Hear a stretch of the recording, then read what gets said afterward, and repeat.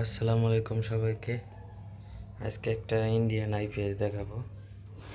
এটা আমারই বাসার একটা আইপিএস 1450 ভিএ, আর এই সাথে একটা 200 এমপিয়ারের রিমসো ফ্ল্যাট টিউবলার ব্যাটারি।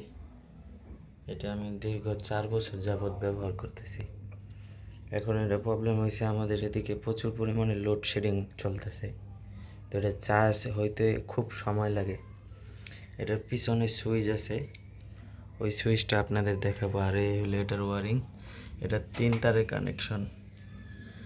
এটা ফেজ, নিউট্রাল, আর্থিং। এটা এদিকে শর্ট করা আছে, আপনাদেরকে দেখাইতেছি। এই সুইচগুলো বন্ধ করে নিতেছে। এখানে যে 3 তার কানেকশন, আর এইদিকে সুইচ আছে হাই চার্জ, ইউপিএস মোড এবং ফ্ল্যাট টিউবলার মোড। নর্মাল হলো এনসি এবং হাই চার্জ মোডে হলো টিউবলার। তো এখন এটা সেটিং করব।